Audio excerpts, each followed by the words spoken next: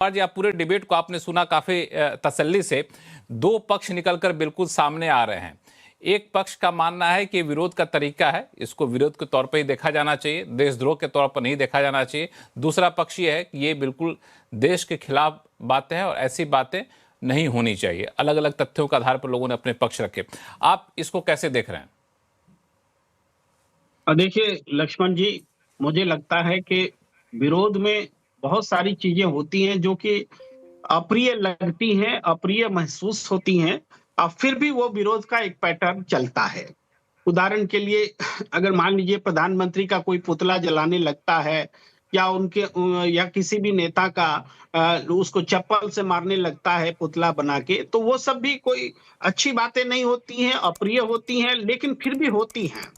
उसी तरीके से हमने बहुत सारे लोगों से बात की आज की घटना का, क्योंकि उस समय के दौर में जब कांग्रेस सत्ता में होती थी, इंदिरा गांधी के खिलाफ जब नारे लगते थे, तब मुझे याद नहीं है, मैं उसका गवाह नहीं, तो मैंने कई लोगों से बात की, तो सबका ये कहना था कि भाई इंदिरा तेरी कब्र खुदेगी, हम लोग भी नारा लगा चुके हैं, और इंदिरा के नाम से तो गंदी गंदी गालियां भी दी गई हैं। लेकिन बात ये, इसका मतलब ये नहीं कि जस्टिफाइड है, लेकिन जो घटना जिस तरह से नारे चल रहे हैं, उसकी प्रतिक्रिया जो है ना, वो भयावह है। जिस तरह से संगीत रागी रिएक्ट कर रहे हैं, जिस तरह से सांप और सपोले बोल करके बीजेपी के नेता रिएक्ट कर रहे हैं अपने छात्रों के साथ, ये हमारे देश के छात्र हैं।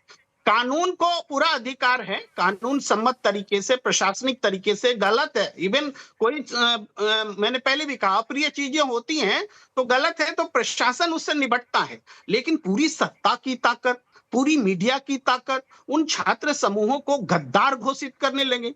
इस मंच पर संगीत रागी जी बोल रहे हैं कि आप गद्दार हैं, अपने ही पैनलिस्ट को, उनको, भाई वो जज हैं क्या?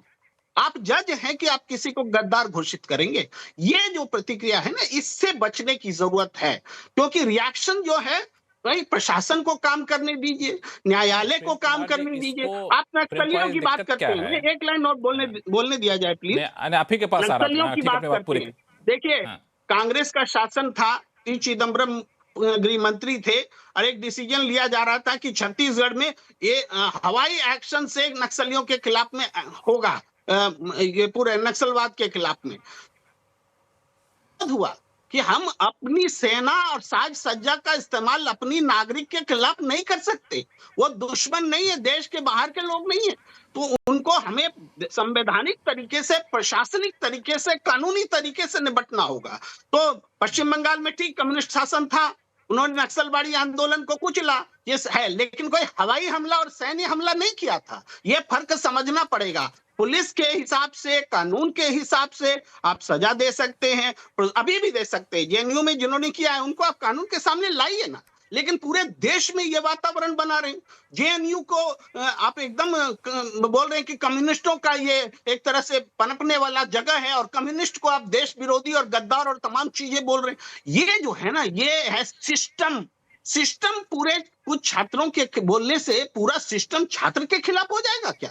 ये बड़ा सवाल है। दरअसल बिल्कुल, दरअसल सवाल आपका सही है। इस पर संगीत रागी जी रिएक्ट करना भी चाहते हैं। सिर्फ मैं एक चीज ऐड कर दूं कि इस पूरे मामले को सिर्फ चुनिंदा छात्रों के आंदोलन या उनके नारे से नहीं देखा जा रहा है।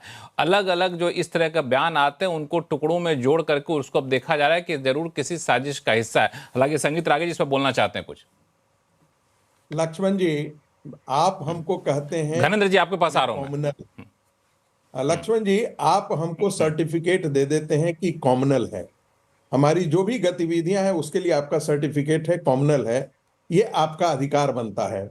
और मेरा अधिकार नहीं बनता है कि मैं आपकी कहूं कि आप जो कर रहे हैं वो देश के साथ। बहुत फर्क है, कम्युनल होना और गद्दार होना। जैसे आपको अधिकार है मेरे बारे में सर्टिफिकेट देने का, वैसे ही प्रेम को आज सुन लीजिए, फिर बोलिए। प्रेम को आज सुन लीजिए, आप उसको जस्टिफाई कीजिए कि आप गद्दार हैं या नहीं है। जैसे मैं तो इसीलिए राष्ट्रीय स्वयंसेवक संघ के लोगों को कहता हूं, कोई सर्टिफिकेट इनकी सुनने की जरूरत नहीं है, हम अपने काम में अनवरत चलते रहेंगे। ये हमको कॉमनल बोलते हैं, मैं इनको गद्दार बोलता हूं। इनकी नजर में जो कॉमनल है मेरे लिए वो राष्ट्रवाद है, और ये जो कर रहे हैं ये प्रगतिशीलता के नाम पर ये देश के साथ गद्दारी कर रहे हैं, क्योंकि मित्रों डायरी हमने पढ़ी है, कैसे यहाँ का प्रोफेसर, कैसे मीडिया, कैसे पेरोल पर हुआ करता था केजीबी पे, और पीएमओ मिसेस गांधी का पूरा का पीएमओ जो है कैसे केजीबी के रोल पर हुआ करता देखिए था। पहले भी आप एक्चुअली कई बात गलत बोल चुके हैं, फिर पहले भी गलत बोल चुके हैं। मुझे मौका दिया जाए लक्ष्मण जी, इनको फैक्चुअली मैं याद आज दिलाना चाहता आपको हूं मौका कि दूंगा। गलत एक बार काम संगीत रागे जी को अपनी बात पूरी करने दीजिए। आपको मौका दूंगा, मैं बिल्कुल मौका दूंगा। संगीत रागे जी अपनी बात खत्म करिए जल्दी। मैंने लक्ष्मण जी सिर्फ इतनी बात कहा है, मैंने केजीबी की डायरी, मित्रों डायरी का जिक्र किया है। मित्रों डायरी को पढ़ लें, इसके बाद पता लगेगा कि कितने पत्रकार पेरोल पे थे, कितने यहाँ के प्रोफेसर्स पेरोल पे थे। और मैं तो अपने लोगों को भी कहता हूं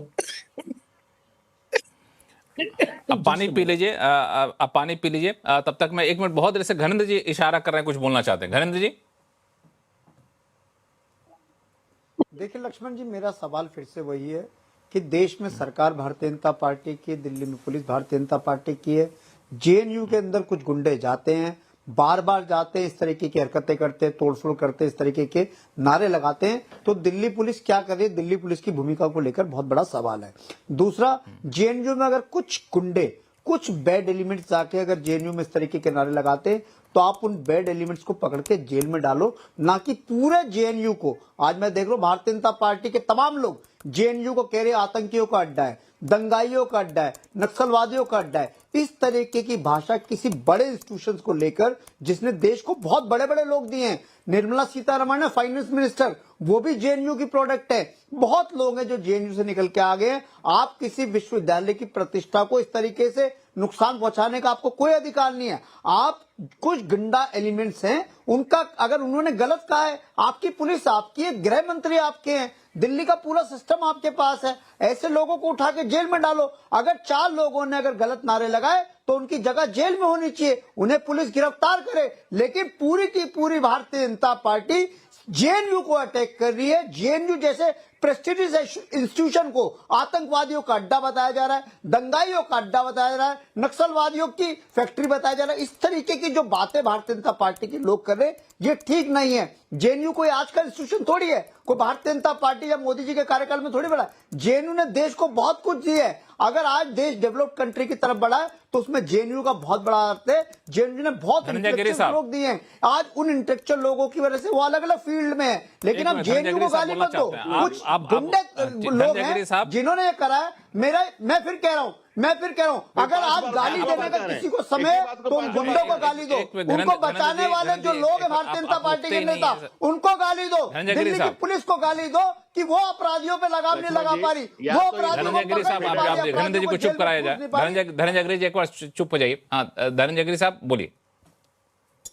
देखिए, जितना ध्यान से मैंने इनको सुना, ये अपने केजरीवाल का सारा फ्रस्ट्रेशन लगता है लेकर के यहीं आवाज अड्डा पे उतारने आए, जिनको बिहार पूरी दिल्ली खोज रही कि कहाँ गए केजरीवाल। अब आम आदमी पार्टी का ताहिर हुसैन देशद्रोह में पकड़ा गया, तो हम थोड़ी कर रहे हैं घरेंद्र भाजपा पूरा आम आदमी पार्टी देशद्रोही हो गई। कह रहा हूँ दिल्ली में पुलिस किसकी है? अरे गिरीश साहब, दिल्ली की पुलिस की जिम्मेदारी किसकी है? मुझे इतना बता दो, बहुत छोटी सी बात है। एक मिनट घरेंद्र जी सुन लीजिए, आपकी बात उन्होंने सुनी, इनकी बात सुन लीजिए आप। दिल्ली में किसका शासन है? लक्ष्मण जी अगर यही सब करना है तो फिर आप टाइम वेस्ट करना देश की जनता का, तो ठीक है भाई लक्ष्मण धनंजय जी को सुन तो लीजिए। धनंजय जी के ऑडियो को डाउन करें, धनंजय गिरी जी को बोलने दीजिए। धनंजय गिरी जी बोलिए, सिर्फ आप ही की बात जाएगी ऑन एयर। लक्ष्मण जी देखिए, मैं वही बात इनको कह रहा था कि जिस आदरणीय नई सदी के लौह पुरुष आदरणीय अमित शाह जी गृह मंत्री के नेतृत्व में भारत माता के मुकुट मणि पर लगे हुए काली को धोरे का स्तुत्य कार्य किया गया, जिनके नेतृत्व में नक्सलवाद की जड़ हिला दी गई, उन गृह मंत्री जी के नेतृत्व में देश जो है लगा सुरक्षित खुद को महसूस करा, आंतरिक सुरक्षा खुद को महसूस करे, जो आम आदमी पार्टी के सवाल है। भाई आपके यहाँ ताहिर हुसैन राजद्रोही पकड़ा पाया गया, आपके यहाँ कई देशद्रोही पाए गए, तो हमने कहा पूरी पार्टी को कहा। केजरीवाल शराब माफिया में जेल गए, आपके कई मंत्री जेल गए, हमने कहा आपको सबको कहा कि सारे भ्रष्ट हैं, कहा सभी को कहा, सबको नहीं कहा। जिस पर जो आरोप लगा वो कहा। ये विश्वविद्यालय में जेएनयू आज एक वैचारिक टापू बन चुका है जो देश की भावनाओं को नहीं समझ पा रहा। और जो लोग इंटेंशनली, जो दो बातें बहुत महत्वपूर्ण है, इतने महंगे महंगे वकीलों की फीस ये कहां से आ जा रही है, और जो टैक्स पेयर के पैसे से जो वहां पढ़ रहे हैं, और वो जो देश में रह करके, आप दुनिया में बताइए किसी देश में ऐसा सिस्टम है क्या कि आप जिस देश में हैं उस देश के विश्वविद्यालय में पढ़ रहे हो, उसी देश के खिलाफ अनपढ़ नारे लगा रहे हो, उसी देश के खिलाफ आप गतिविधियों में शामिल हो, और उसी को बचाने के लिए इसी देश के सो कॉल्ड बुद्धिजीवी आकर के खड़े हो जाते हो, को रात में कोर्ट का दरवाजा खुल जाता हो। क्या क्या नहीं किया गया इस देश में। और जब आप जिस बात पर आप लक्ष्मण जी पूछना चाह रहे थे कि क्यों जेएनयू में ऐसा होता है, जिस वैचारिक संस्थान को जिस ढंग का बल मिला हुआ है, क्यों नहीं हो जाता बीएचयू में। वहां महात्मा मदन मोहन मालवीय का वहां वैचारिक बल है, यहाँ जेएनयू जवाहरलाल नेहरू के विचारों से ओतप्रोत, और जिस पर जब कम्युनिस्टों का तड़का जो लगा, जो भारत में रह करके भारत विरोधी नारे लगाने के, भारत विरोधी सोच रखते हैं, जो इस देश से की पार्टी से, इस देश के विचार से कभी खुद को जोड़ ही नहीं पाए, इसी कारण से इस तरह के विचारों को वहां से बल मिलता है, खाद पानी मिलता है, और इस